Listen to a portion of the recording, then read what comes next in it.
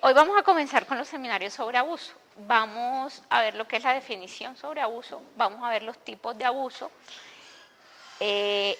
vamos a ver cómo los ciclos o las fases por las que pasa el abusador y por último vamos a ver algunas consecuencias o algunos tics para que nosotros tengamos como esos indicadores que nos van a hacer sospechar que un niño es abusado o qué clases de padres también son abusadores. Vamos a comenzar con la definición. Entonces, ¿qué es el abuso? El abuso es el trato inadecuado y perjudicial que una persona le da a otra al hacer mal uso de sus poderes, privilegios o ventajas. Aquí hay un principio que posteriormente las personas que van a hablar sobre el tema de cómo abordar el abuso a la luz de la palabra, y hay un principio muy básico que es la autoridad, ¿sí? La autoridad y saber que nosotros no podemos abusar de la autoridad, ¿sí? Entonces, si vemos nosotros, como casi prácticamente comienzo casi todas mis predicaciones, es que Dios nos dio un principio de autoridad en nosotros y que comienza desde Génesis. Entonces, todo siempre tiene un principio, ¿sí? Y si vemos, el abuso también parte de la palabra. ¿Quién abusó de la autoridad? Pues nosotros abusamos de la autoridad del Señor. ¿Cuándo qué? Cuando Adán y Eva pecaron en el Edén. Entonces hay un abuso, ¿sí? Si lo vemos y lo contextualizamos, hay un abuso porque hubo un abuso de autoridad. ¿Por qué? ¿Por qué? Porque yo abusé de ese poder que Dios, él abusó del poder que Dios le había dado y abusó de los privilegios y las ventajas que le había dado, ¿sí? Entonces, todos lo tenemos que tener muy claro porque todos ejercemos autoridad como padres, ejercemos autoridad como pareja, sea el esposo o la esposa, ejercemos autoridad y también uno ejerce autoridad en la comunidad y en la manera como uno vive y cómo da ejemplo. Otra definición que encontré de la Real Academia Española es la acción y el efecto de abusar. Este verbo supone usar mal, excesiva, injusta o impropia o indebidamente a algo o a alguien. Y de aquí pues se van a derivar los diferentes tipos de abuso. Vamos a ver algo de estadísticas. Entonces dice que es más seguro que una mujer sea agredida en su propia casa. ¿Y por quién es principalmente el abusador? El esposo. Con mayor frecuencia no es el extraño el que abusa de ella, sino su propio cónyuge o su propia pareja. ¿Existe un mayor riesgo de que los niños sean abusados por quién? Por sus familiares o por conocidos. Y eso dicen las estadísticas. La mayoría de los abusadores de los niños son personas dentro de la familia o cercanas a él. Y también algo que a veces desconocemos y que cada día crece mucho más las estadísticas y es el abuso y el maltrato a los ancianos, ¿sí? Y que también lo más probable es que sea también por un grupo, por personas del grupo familiar.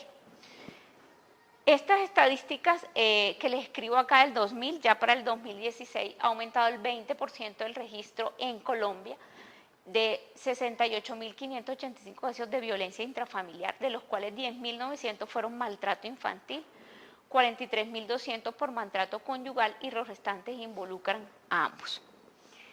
2 millones de niños y niñas son maltratados al año en sus hogares, 850.000 de ellos en forma severa, 361 niños y niñas de cada 1.000 sufren de algún tipo de maltrato y en promedio mueren 7 niñas y niños por homicidio diariamente, ¿sí? Entonces son estadísticas que son de nuestro país. Estas estadísticas las maneja el Instituto Colombiano de Bienestar Familiar. Les puedo decir que desde el 2015, el 2016, en la clínica nosotros hacemos muchas más entregas de niños al bienestar familiar. ¿Por qué? Porque se detecta algún tipo de violencia familiar o algún tipo de riesgo en el núcleo familiar que no nos permite las entregas de los niños a esas familias y son recién nacidos. Y cada día nosotros cerramos el año realizando casi 60 reportes de violencia intrafamiliar, de cosas que detectaron tanto el grupo de psicología como el grupo de trabajo social de la clínica. Porque nosotros debemos, a través del Civigila se hace toda la notificación de violencia intrafamiliar. Y sí, dice que cada hora 2 niños son víctimas de abuso sexual. Esa es una estadística muy alarmante porque cada hora 2 niños son víctimas de abuso sexual aquí en Colombia. Seguimos, ahorita vamos a ver los tipos de abuso. Hay el abuso físico, que es el comportamiento que infiere una lesión física no accidental a la víctima, que puede ser un niño o un adulto. El abuso sexual, que incluye el acoso sexual y la violencia. El abuso sexual infantil, que es cualquier uso que se hace de un niño con el propósito de obtener satisfacción sexual.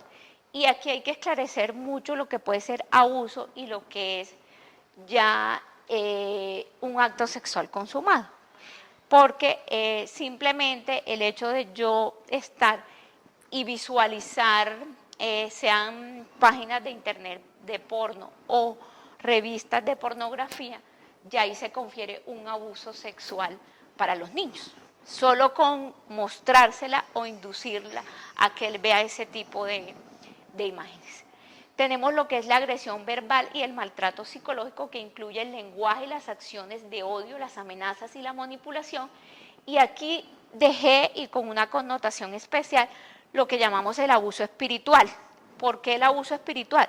Porque cada día, con todos estos nuevos vientos de doctrina que vemos, pues se ve que hay una manipulación de las personas que ejercen el liderazgo espiritual con las ovejitas o las personas que tienen a cargo, y cada día se ve mucho el tema del abuso espiritual y hay mucho que ver con el abuso psicológico.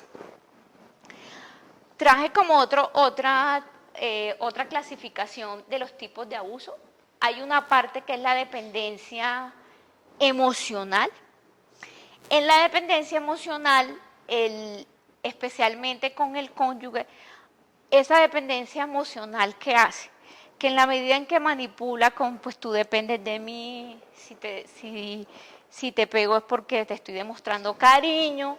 Son muchas cosas que ahorita igual lo vamos a ver en el ciclo del abusador, que ya la víctima está tan trastornada psicológicamente que lo ve normal, y por eso se genera una dependencia emocional. Entonces les puedo poner ejemplos. En la clínica estuvo una señora que el señor le pegaba y demoró una semana que no le pegaba, y entonces pues le dijo a la psicóloga de la trabajo social que pues ella estaba mal porque no le hablaba hace una semana y no le pegaba, y que él ya el 7º día le pegó un alarido y estaba feliz porque le había pegado el alarido. Entonces si ven que la afectación mental y psicológica es tan grande que cuando no son abusados pues lo sienten como algo anormal, ¿sí? La ausencia. Exactamente, sí. La dependencia económica, y aquí sobre todo la dependencia económica, y esto no solamente ocurre en los estratos bajos, también ocurre en los estratos altos. La dependencia económica pues se manipula 100% porque o son mujeres que no trabajan, ¿sí? Y son mujeres pues que dependen 100% del sustento, y también lo veo en la vida real todos los días, y entonces no denuncian porque esa persona es la que les provee absolutamente la comida, no solamente la comida para ellas, sino para sus hijos. Entonces dice, pero ¿quién le va a dar de comer a mis hijos? ¿Quién le va a dar de comer pues quién me va a dar de comer a mí? El colegio de los hijos. Entonces se aguantan el maltrato por la dependencia económica. Hay una parte de negligencia pues emocional y física, que es ignorar o minimizar los riesgos que pueden tener en el medio ambiente la víctima, y esto pasa con los niños cuando tienen, o sea, el mismo papá o el padrastro, que es minimizar. Cuando el niño verbaliza que no se siente cómodo con lo que pronto está haciendo ese padrastro o esa madrastra, entonces yo, mamá, comienzo a tener una negligencia emocional ahí. ¿Por qué? Porque él me está diciendo algo y yo no le presto atención, ¿sí? Y ahora, uno siempre tiene que estar supervisando qué está pasando con los hijos, con quién comparten sus horas, sea en el colegio, sea en la casa, y cada vez que ellos verbalicen algo, mirarlo para ver si es que no hay un riesgo de que ellos puedan estar abusados o porque como los comienzan a caramelear, ¿sí? Entonces le dice, venga, yo te regalo esto, yo te regalo lo otro, y todas esas cosas pues toca estar pendiente para no incurrir como madre o como padre en una negligencia emocional o física. Hay abuso de poder. En el abuso de poder se dan las burlas, la humillación o el desprecio. Y aquí en esto podemos ver el abuso no solamente en el ámbito intrafamiliar, sino también en los trabajos, ¿sí? Cuando yo soy burlado o soy humillado por mi jefe o por mis compañeros. Lo pues mal denominado bullying, ¿sí? Que aquí encasillaría con ese abuso de poder. O cuando yo tengo, digamos, algún, entre comillas, una discapacidad o algo que físicamente me manipulan, ya sea porque sea muy flaco, o porque sea muy gordito, o porque use gafas, o porque no me incluyo en lo que mis compañeros realizan, ¿sí? Entonces, eso puede darse al tema de burlas, humillación o desprecio. Abuso intelectual, ese abuso intelectual cuando yo pues me siento inferior a mi grupo, o porque no tengo las mismas cualidades, o porque no he terminado mi carrera profesionalmente, y pueden abusar intelectualmente por esa condición en ese caso. El abuso sexual y emocional que ya les había comentado, y hay una parte que describen como el abuso cultural. Si ustedes ven, cuando uno va de una región a otra o va de un país a otro, pues se puede uno convertir en víctima de ese abuso, ya sea porque o uno habla diferente a los demás, el acento, pues la manera como uno convive de acuerdo a cada región, y puede ser abusado culturalmente. Ahorita vamos a hablar los ciclos del abuso, y aquí hay que estar muy pendiente pues en el tema psicológico. La primera fase de ascenso gradual del abusador dice que la tensión aumenta mientras el abusador se irrita cada vez más hasta que explota en enojo. El abusador, ¿qué pasa? El abusador, cuando se molesta por algo, y algo que puede ser muy simple, como las personas que son muy compulsivas con los temas del orden, como que le corrieron la camisa de un puesto al otro, ¿sí? Eso hace que se irrite y comienza a explotar psicológicamente. ¿Y qué hace? Hace que se exacerbe y puede comenzar y desatar en una agresión física o en una agresión verbal. Luego viene la fase explosiva, donde el abusador pierde el control, lo que les comentaba, agrede física y verbalmente a sus víctimas. Y luego viene la fase de remordimiento, donde el abusador puede parecer afectado por lo que él o ella hayan hecho, e incluso puede llegar a rogar y suplicar perdón. Y la cuarta fase es, una vez que ha terminado la crisis, la fase explosiva, y la vida ha regresado a la normalidad, las tensiones comienzan a acumularse de nuevo. Entonces, primero el abusador se exacerba por cosas que son cotidianamente pueden ser simples y que desata su agresión, ya sea físico o verbal. Ellos entran en una fase de remordimiento, y es lo que a lo mejor todos hemos escuchado comúnmente, que es cuando uno escucha a la víctima y dice, no, lo que pasa es que él ya me pide perdón y no ha pasado nada, él se arrepiente. El arrepentimiento puede ser un día o 2 días, y nuevamente al tercer día cualquier cosa nuevamente lo entra en la fase explosiva, y nuevamente comienza con el tema de la agresión física o emocional, ¿sí? Y regresa a ser una persona normal. El abusador, por lo general, y pues ahorita lo vamos a ver a continuar, por lo general, el prototipo de la personalidad del abusador, y si uno mira el trasfondo, pues son personas o que han tenido consecuencias de violencia intrafamiliar, o que han recibido o que han tenido algún trauma o algo dentro, ya sea de su infancia o de su adolescencia, ¿sí? Por lo general. Y muchos también somatizan su baja autoestima. Entonces, ¿cómo ellos disfrazan su baja autoestima? Pues ejerciendo poder sobre la víctima, ¿sí? Y la víctima entra también en un ciclo, entonces un círculo vicioso. Yo termino en baja autoestima, cada vez que él me pega, pues yo también deseo que también me pegue y pues no denuncio, ¿sí?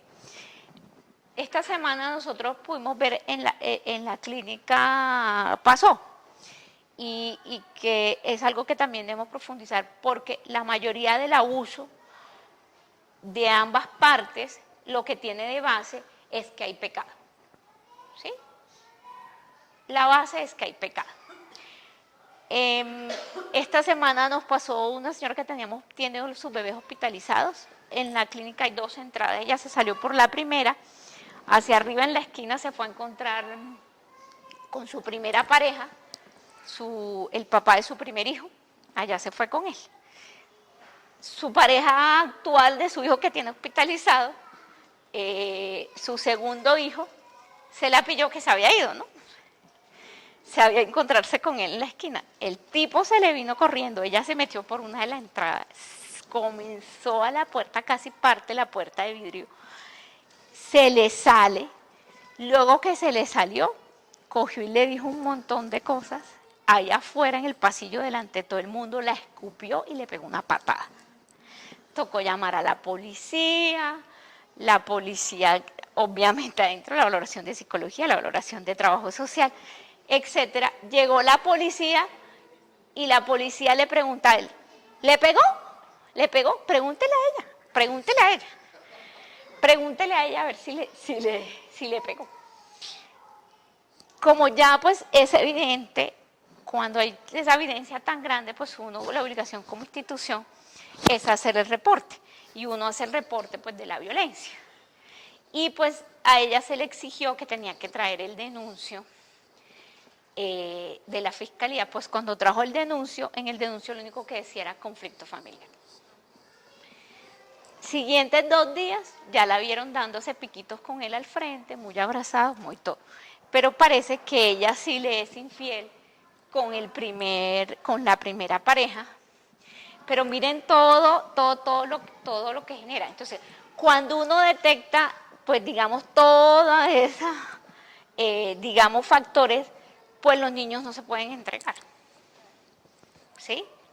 Entonces, pues esos niños se tiene que hacer se hace la notificación al Instituto de Bienestar Familiar.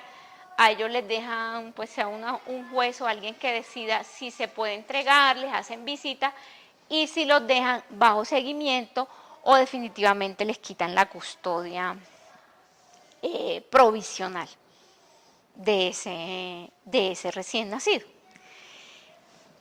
Adicional, y para que ustedes lo miren, entonces vemos el otro tema que se está presentando con los adolescentes.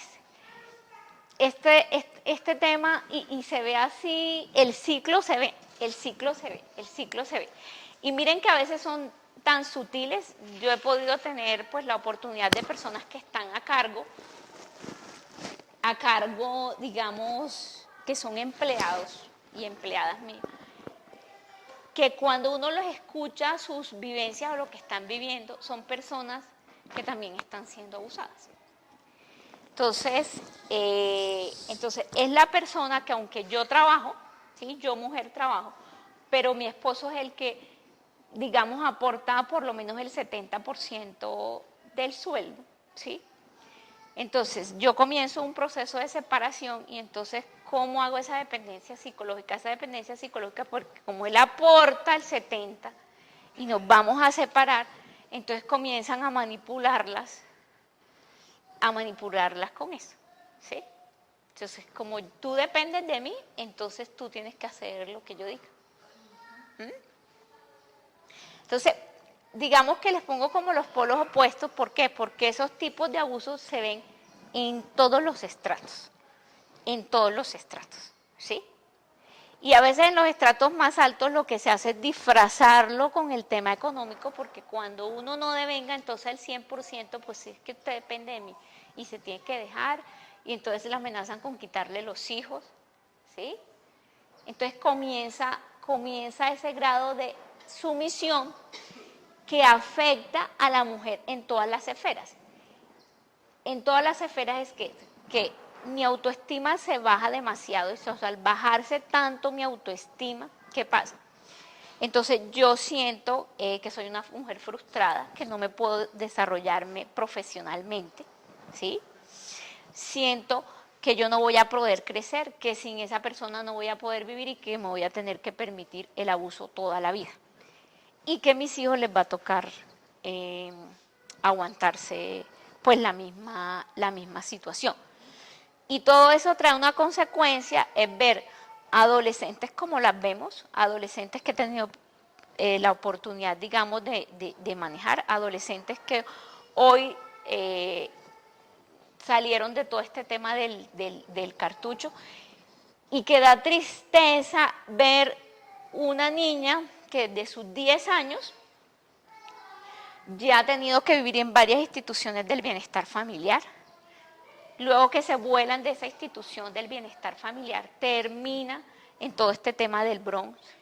Y escuchar a un adolescente de 16 años es que demoró 3 años en la indigencia y diciendo, me cansé de dar mi... ¿Para qué? Para comer.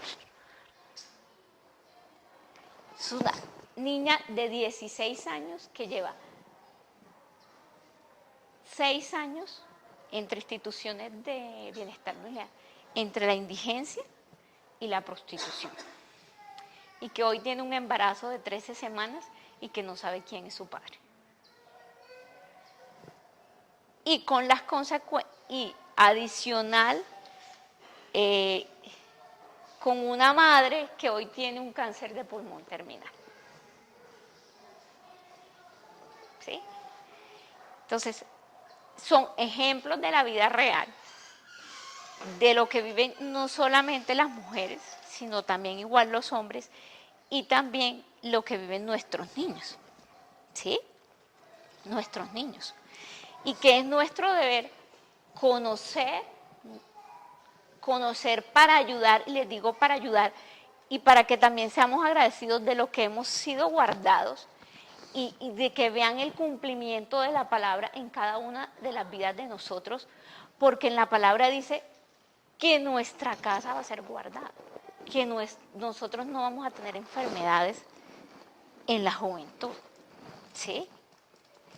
Pero no podemos seguir con esa, como yo le diría, con esa, porque si nosotros lo vemos nosotros, al conocer podemos ser abusadores. ¿Por qué? Por negligencia.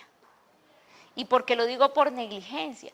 Porque si nosotros estamos viendo que una persona está siendo abusada, sea psicológicamente, o sea físicamente o sexualmente, es nuestro deber ayudarla, dar a conocer la palabra y mirar cómo las ayudamos a soportar.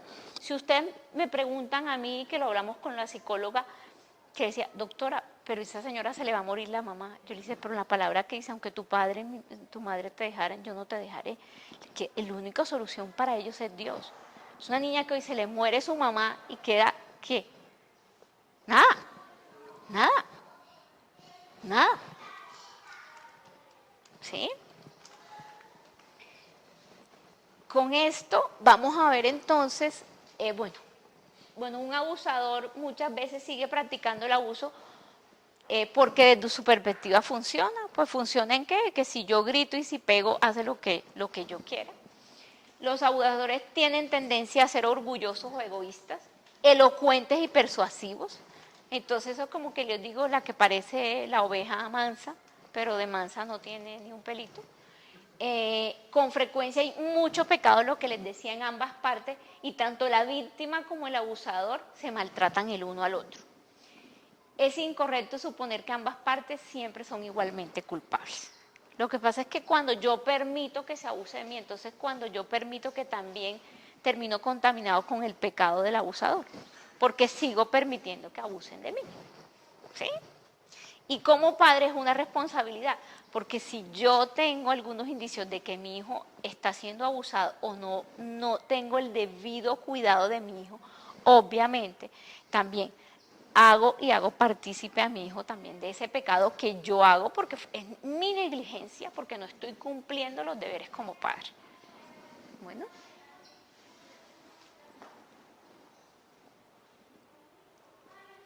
Esto es solo una imagen, es una encuesta sobre violencia intrafamiliar, así que no te metas y le pega. Entonces, las consecuencias y el grado de afectación. Puede haber lo que les decía, baja autoestima, problemas de vinculación e identificación. O sea, son personas que no se hallan ni se identifican ni siquiera con ellas mismas. Hay retraso escolar, hay acciones violentas o destructivas. Entonces, cuando usted ve que el niño era un niño normal y de pronto comienza a ser violento, ojo, préstele atención, siéntese e indague qué puede estar pasando. Hay consumo, esto lleva también al consumo excesivo de drogas y del alcohol. Y ese consumo es porque como es la salida, como algo que me permita a mí olvidar ese abuso físico, ese abuso sexual que yo estoy viviendo. Entonces, estas niñas obviamente ese abuso sexual pues ya se prostituyen y para prostituirse lo que hacen para poder prostituirse es todos los días drogarse. Entonces no tienen memoria de lo que están haciendo. Entonces todo genera un círculo y una dependencia. Matrimonios conflictivos, la mayoría de los que han sido abusados posteriormente reflejan ese mismo conflicto cuando ellos se casan y en sus parejas. Problemas en la crianza de los futuros hijos, problemas en el ámbito laboral y pensamientos suicidas. Y de estos pensamientos suicidas pues se deriva todo lo que es los trastornos psíquicos como son la depresión, la ansiedad, los trastornos de la personalidad, la conducta, los trastornos alimenticios, ya sea la bulimia, la anorexia y los trastornos emocionales y sexuales. Estos emocionales que son los TIC, la enuresis es que se hacen chichi los niños, esos son niños que ya controlaban esfínter y de pronto otra vez. La encopresis, que cuando se hacen popó ellos también solitos. La onicofagia es que se comen mucho las uñas, son esas personas que usted ven depresivas que todo el tiempo se están comiendo las uñas. Y la tricotilomanía es que se arrancan el pelo. Ellos se arrancan el pelo. Los indicadores, como le hablaba, los problemas que tienen los niños maltratados se traducen en unas manifestaciones que pueden ser en conductas físicas y o emocionales, y a estas señales de alarma se le llaman indicadores. Entonces vamos a ver parte de esos indicadores, cuáles van a ser. Entonces, señales físicas repetidas de morados, magulladuras o quemaduras, niños que van sucios, malolientes o con ropa inadecuada. O sea, son niños que ustedes lo ven que son un estrato socioeconómico, digamos 3 y 4, pero que llegan a su colegio y comienzan a estar mal vestidos o malolientes. Usted dice, no, esto no puede ser. ¿Sí? Cansancio o apatía permanente, son los niños que usted ve en la aula escolar que se cansan mucho, que duermen mucho. Estos son algunos de los signos que uno debe indagar qué está pasando. Cambio significativo en la conducta escolar sin motivo aparente, conductas agresivas o rabietas severas y persistentes, relaciones hostiles o distantes, o sea, ellos se vuelven muy, muy aislados, violencia escolar, el llamado bullying. A veces los niños que son abusados, ¿cómo manifiestan eso? Pues comienzan a abusar también de sus compañeros. ¿Y cómo es? Haciéndole bullying a los demás compañeros. La actitud hipervigilante en estado de alerta receloso, o sea, comienzan a ser como demasiado desconfiados, demasiado recelosos. Conducta sexual explícita, juegos y conocimientos inapropiados de su edad. Entonces ahí es donde los veo. Esos niños que los abusan mostrándoles películas porno, las páginas de internet porno o las revistas, pues son un niño que si usted es un niño de 6 años hablándole de páginas de internet porno, usted dice, no, venga, tiene 6 años, ¿a qué está pasando? No es normal que un niño a esa edad me esté hablando, pues me esté hablando de esa manera. Conducta de masturbación en público, y ojo porque sobre todo los niños menores de 5 años que se masturban delante de ellos, y usted ve un niño masturbándose en público menor de 5 años, eso no es normal. Algo está pasando. Claro, él lo hace en público porque pues obviamente su intelecto, en su inocencia, él no sabe que está masturbando, porque es que o lo han hecho con él o lo han hecho delante de él. El niño que evita ir a la casa, o sea, que quiere demorarse mucho tiempo en el colegio, o hace tareas y no me quiero ir, y no me quiero ir, y no me quiero ir. Sigue, Dani.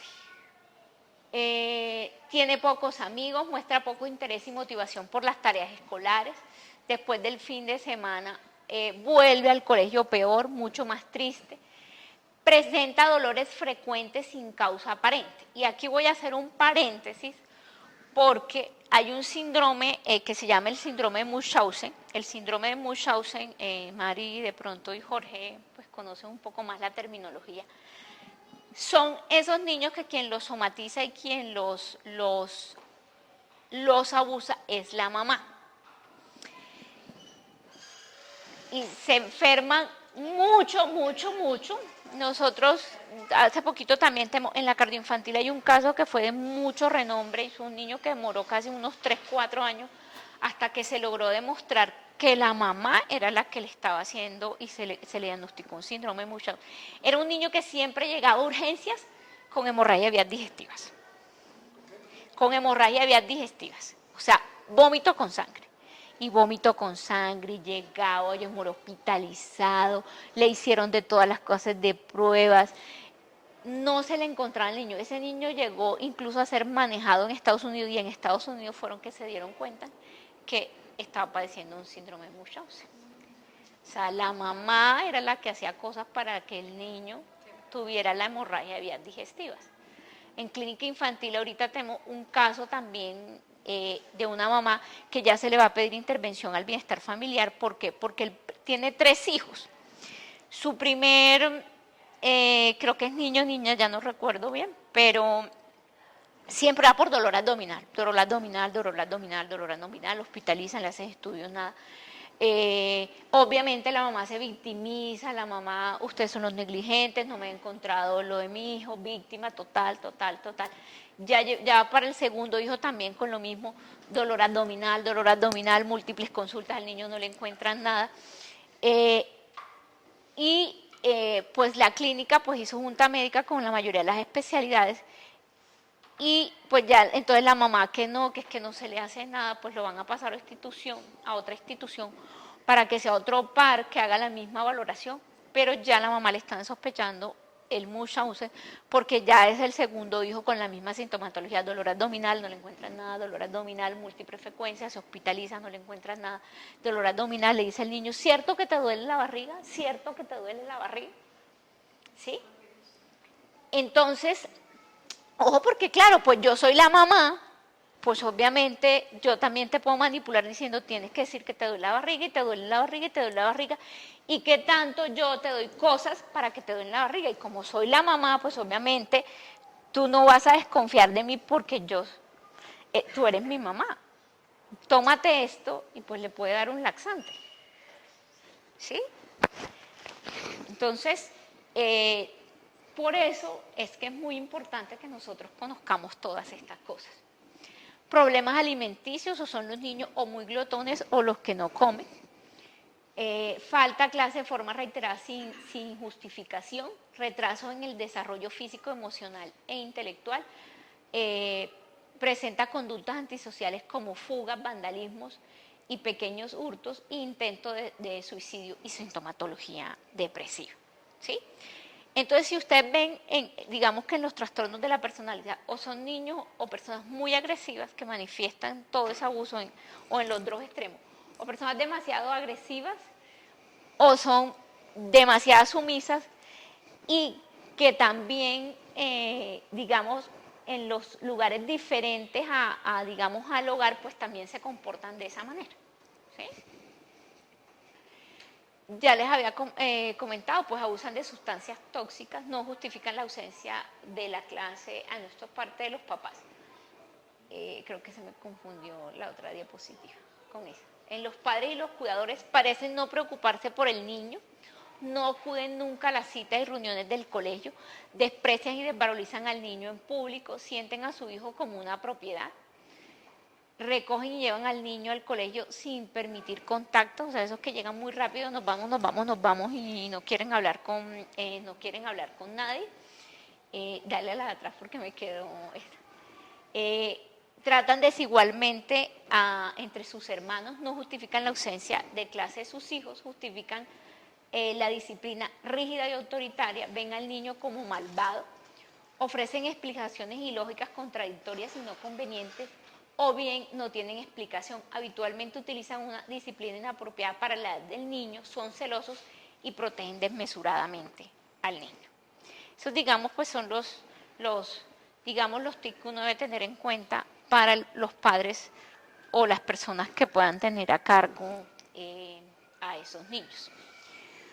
Niegan que el niño tenga problemas, señalan a la maestra que tenga mano dura, cuestionan el comportamiento del niño, demandan de su hijo un nivel de perfección académica, tienen una situación socioeconómica que no explica el descuido en la higiene, el uso de vestimenta inadecuada o la imposibilidad de solución de algunos de sus problemas de salud que presenta el niño o la niña.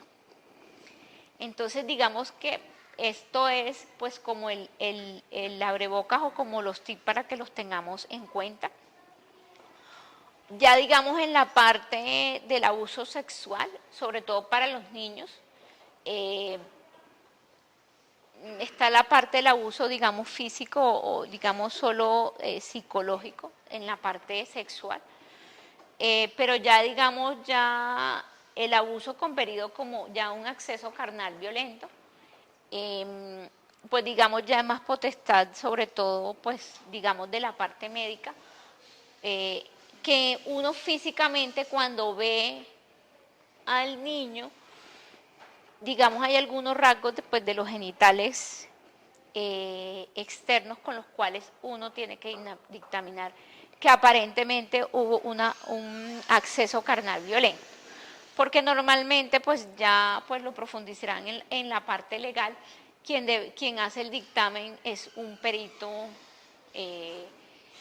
pues digamos que normalmente esto es cuando uno los convoca in vivo, pues son parte del pool de policía de menores que acude a las instituciones, pues, siempre tienen un médico legista el que termina dando el dictamen pues final, ¿sí?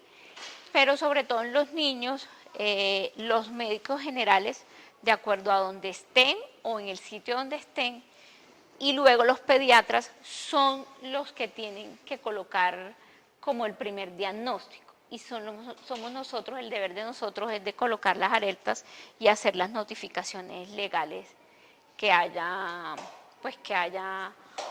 al lugar. Eso es una problemática que se ve cada día más y que cada día va en mayor aumento, ¿sí? Con la cual todos debemos conocer, digamos, cuáles son los síntomas, cuáles son la clasificación, cómo son esos indicadores de alerta con los cuales uno debe estar pendiente. Y a veces nosotros, digo, los seres humanos nos excusamos en que, bueno, tengo que salir a trabajar y me toca dejar el niño con quien no lo debo dejar. Y digo la excusa, ¿por qué? Porque la excusa dice, bueno, si no salgo a trabajar, ¿cómo le doy de comer? ¿Sí? Pero aquí es donde juega un papel importante el conocimiento de la palabra, ¿sí? Porque nosotros tenemos una responsabilidad como padres y no nos podemos excusar en un tema económico el descuidar a nuestros hijos y dejarlos todo un día solo, porque hay niños de 3 y 4 años solos que los papás salen y pues se quedan en un apartamento solos. Y muchos decimos que eso no es abuso. Obviamente sí es abuso, porque usted no puede dejar a un niño de 3, 4 años solo encerrado en un apartamento. Y con una connotación que quien lo cuida es el hermano de 6. Entonces el de 3 cuidando al hermano de 6. ¿Sí? Y se lo digo porque es la vida real. Y la vida real es porque, digamos que ya en los 12 años que he tenido en la clínica he podido ver enfermeras, porque ellas cuentan. Enfermeras que trabajan de noche, que les toca dejar al menor con el mayor y la diferencia son solo 3 años. ¿Sí? Y que cuando ya en estos 12 años, que le escucho también las historias, son sus hijos los que hoy tienen problemas graves de sus hijos en la adolescencia. ¿Sí? Entonces son el adolescente que se le fue la casa y una semana y no saben. La adolescente que se perdió una semana y la encontró en Suba prostituyéndose. Les digo, gente a cargo, historia de la vida real. Personas que ustedes las pueden ver y creen, uy, ella no creo que le pasa nada. Sí, Y cuando ustedes miran y echan el quehacer para atrás, es la mamá que le toca trabajar las 2 noches y el menor cuida al mayor. Y la diferencia son solo 3 años. Y son esos adolescentes que hoy reclaman y nos reclaman también, porque también los he visto en esas mamás. Tu papá te quedas en la casa, tu papá hace las labores de la casa, yo trabajo todo el tiempo y son las mamás. Hoy sus hijos le reclaman, mamá, pero si es que usted todo el tiempo le permitió a mi papá y nunca dejó a mi papá ejercer la labor como papá. Le escucho vida real, historias de la gente que tengo acá y que se arrepienten de haber hecho todo lo que hicieron hace 12 años, de no tener sentada la crianza y los roles de autoridad en la casa de sus hijos. Y eso de atrás, pues es todo el trasfondo de la consecuencia que viven y que se está viviendo en la actualidad. Bueno. Caterina está diciendo 2 cosas, yo voy a hablar otro poquitico más, no se preocupen, es más rapidito. Pero Caterina dijo algo que es importante, que lamentablemente la sociedad nos ha vendido que no lo podemos hacer, que es que uno de los padres esté en la casa, ¿sí? Hoy en día le venden a uno la idea de que los dos tienen que trabajar. ¿Por qué? Porque es que tenemos que darle a nuestros hijos todo lo que necesiten, y la ropa de marca, y el celular, el iPhone, porque ya no. Claro que ya el Huawei sacó uno de 2 millones de pesos que lo vimos ayer, dijo, miércoles, está carísimo. Y yo siempre les he dicho algo, yo tuve la bendición que mi mamá no trabajó, mi mamá estuvo conmigo en casa, ¿de acuerdo? Y mi papá sustentaba la casa. En una época a mi mamá le tocó trabajar, no estoy diciendo que sea malo trabajar, sino si se puede evitar, que es bueno que uno esté en la crianza de sus hijos, ¿de acuerdo? Es lo mejor que uno puede hacer. Y mi mamá después, cuando ya estábamos grandes, dijo, quiero trabajar por hobby, porque estaba aburrida en la casa. Entonces ya es otra historia, porque ya uno con 14 años ya dice, ay, mi mamita, si no está mi mamita, pobrito, no, ya uno está formado, pero la edad temprana es muy importante poder estar, ¿de acuerdo? Y eso es algo que deberían orarle, y yo no es que sea machista, yo no tengo problema que la mujer trabaje, pero es que cambiamos algo que es estar con los hijos. Nosotros, el trabajo pastoral ha sido fuerte en unas áreas, pero una de las cosas que yo más le agradezco a Dios es que pudimos pasar tiempo con nuestros hijos, ¿de acuerdo? Y hoy en día uno ve el resultado de eso que pudimos pasar, ¿de acuerdo? Ayer llegaba Daniel y Carol, vinieron de un baby shower de un amigo, ¿no? Llegaron traumatizados los dos, llegaron, claro, un pelado que se dejó embarazada a la niña y entonces triste, y el estudio, y bueno, y todas esas cosas, ellos venían preocupados. Entonces uno le dice, ¿sí ve que ser fregón sirve? Que uno molesta y pilas que no es hora, y uno tiene que echar, esto no es hora, estará acá haciendo visita, váyase para su casa, ¿sí? Y esas cosas ayudan y son importantes, ¿de acuerdo? Yo quiero decirles 2 cositas sobre el abuso. No quiero profundizar mucho porque la charla sobre qué dice la Biblia sobre el abuso vamos a profundizar más, esa creo que la vamos a dar mi esposa y yo. Entonces vamos a profundizar más qué dice la Biblia, porque a veces la gente cree que la Biblia es muy laxa en ciertas cosas o no saben lo que dice. Vamos a tocar eso. Pero yo quiero, en Génesis 2, 18, 25, si ustedes leen, dice la Biblia, no lo conocemos, dice Dios, no es bueno que el hombre esté solo, le haré ayuda idónea para él. Y dice que estaban todos los animales y Adán le puso nombre a todos los animales, y dice que no se le encontró ayuda idónea en ninguno de esos animales. Entonces, ¿qué hizo Dios? Hizo caer un sueño sobre Adán y le sacó la costilla, y de la costilla formó a la mujer, ¿no es cierto? Y entonces se la entregó, lo despertó y se la entregó. Entonces él despertó del sueño y lo primero que ve a su esposa y dice, ¡wow! ¿Sí? Y dice, esto es ahora huesos de mis huesos y carne de mi carne, por tanto será llamada varona, ¿sí? Porque el varón fue tomada. Y dice que los dos estaban desnudos y no se avergonzaban, ¿ok? Yo un día les prediqué sobre esto, lo voy a recordar, pues cuestiones del audio. Es que la palabra en arameo que está ahí, que habla sobre la mujer, se refiere a una cogobernadora, ¿de acuerdo? Uno de los problemas que hay de autoridad y abuso de autoridad es que no entendemos que el cónyuge es cogobernador. O sea, está al mismo nivel mío, ¿de acuerdo? Lo único que cambia es el grado de responsabilidad, que lo decimos autoridad, nosotros le decimos autoridad, pero es el grado de responsabilidad delante de Dios. ¿Quién tiene mayor responsabilidad entre mi esposa y yo delante de Dios? Ahí sí lo dijo rápido. Ahí sí señaló. Yo soy el responsable, o sea, si hay errores en mi casa, no se le va a acercar a Dios, a Marlene, y decir, bruta, ¿por qué hizo eso? No, no, se me va a acercar a mi hijo. ¿Por qué permitió eso si yo le delegué la autoridad a usted? ¿Sí? Entonces Marlene va a hacer lo que hace uno. Yo no tuve la culpa, yo me sujeté. ¿De acuerdo? Pero nosotros somos cogobernadores. Yo les expliqué, cuando yo no estoy en la casa, ¿quién es la que manda? Ella. Y cuando estoy en la casa, ¿quién es la que manda? Ella también, pero... pero en teoría no debería ser así. No, pero realmente la idea es que somos cogobernadores, ¿de acuerdo? Y nuestros hijos... No hay un abuso. Y nuestros hijos son los que se sujetan a nuestra autoridad. Hoy en día los papás se sujetan a la autoridad de los hijos. ¿Cómo? Mamá, yo quiero tal cosa. Y si no le da tal cosa, tome, mijito. No, entonces no se están sujetando a la autoridad. Ellos tienen que aprender a tener ese nivel de respeto a la autoridad. ¿De acuerdo?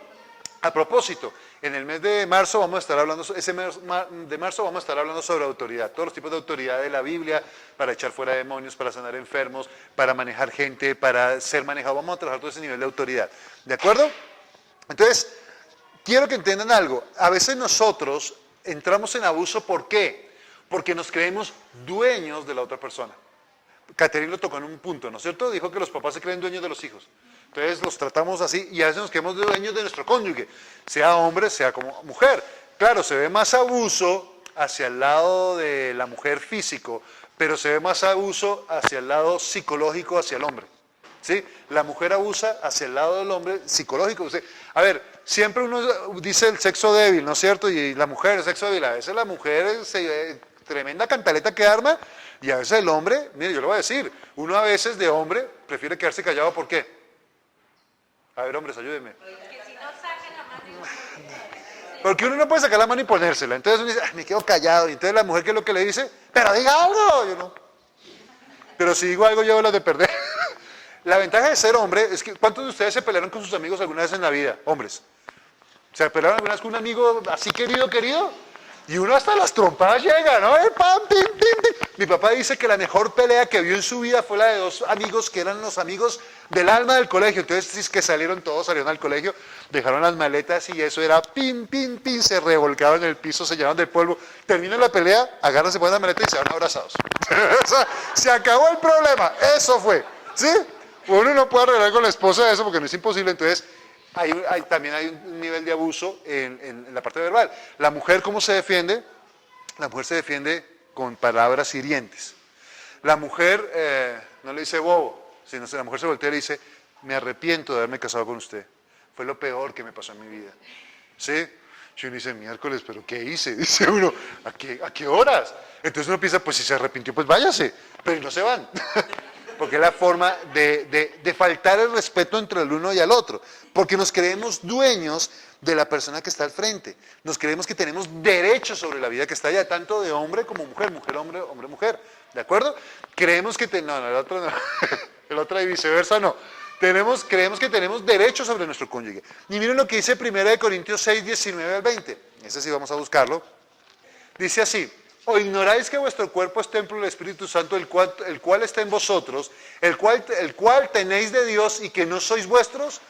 Porque habéis sido comprado por precio. Glorificad pues a Dios en vuestros cuerpos y en vuestros espíritus, los cuales son de Dios. Ustedes no son dueños de sus hijos, ustedes no son dueños de su cónyuge, ni del hombre ni de la mujer, ustedes son pertenencia de Dios. ¿De acuerdo? Entonces nosotros tenemos que saber que yo no tengo autoridad sobre la persona que está al frente. Lo mismo en un área de trabajo. El empleado mío no es mi esclavo, es una persona que me está ayudando a cumplir un objetivo. Pero ustedes, los que trabajan acá, saben que eso es muy complejo acá en la sociedad, ¿no es cierto? Todos se creen dueños y abusan y amenazan, pues lárguese, ahí está la puerta, le dicen a uno. Y uno pasa lo del abuso de la dependencia, pero si me voy, ¿cómo pago el arriendo? Entonces se aguanta uno ese vejamen que no debe ser así.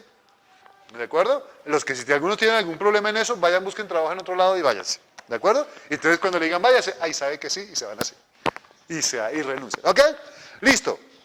La Biblia no permite el abuso. Colosenses 3, 18 al 25.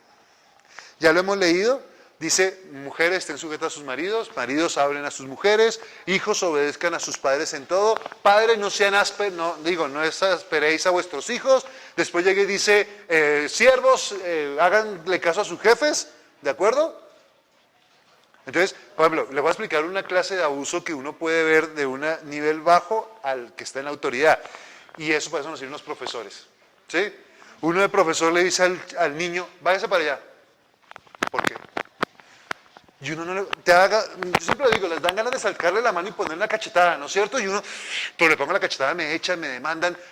Pero ustedes si vieron estos niños de hoy en día, cómo irrespetan y están haciéndole, miren, hablan del bullying de los niños entre los niños, pero nunca hablan del bullying de los niños a los profesores. Porque los profesores se enferman, se estresan, llegan a la casa a pelear con los hijos. Sí, porque uno llega estresado. ¿Cuántos de ustedes, a mí me pasaba algo chistoso? Yo llegaba de trabajar en un bus acá en Bogotá, en un trancón de 1 hora y media, parado, la persona de al lado, ustedes saben que acá es una de las cosas que me molesta, que yo digo, señor, tengo que aprender, a eso no me tiene que importar. Si uno está acá, porque alguien tiene que metérsele y quitarle el puesto a uno así, y entonces uno termina como así, ¿de acuerdo? Y uno dice, pero hombre, yo no sé, he estado viendo videos de cultura en Japón se respeta el espacio privado de uno, la gente no se le acerca a uno. Acá no, acá como que les gustan refregarlo a uno, ¿no? Y uno dice, Dios mío, sí, y uno dice, pero hombre, y hay más espacio. Hay otras personas, yo no sé por qué, está uno, ustedes los que usamos el transporte público urbano, uno está así y hay un espacio suficiente para la otra persona y la otra persona se pone así. Entonces lo dejan a uno así. Y uno, bueno, yo llegaba del trabajo, entonces Marlene me decía algo y yo decía, no sé qué, y yo le peleaba y me decía, ay, pero tan mal genio, ¿qué hizo? Nada. Después ella tuvo que trabajar una época y llegaba así y yo le decía algo y me ponía a pelear. Le decía, ¿ahora sí entiende? Entonces uno a veces llega de mal genio y se desquita con los que no se debe desquitar. Entonces uno tiene que tener cuidado con eso. La Biblia dice que tenemos que respetar en todos los niveles, ¿de acuerdo? Entonces vamos a estar profundizando en eso. Me sirvió muchísimo lo que Caterina estuvo diciendo, gracias.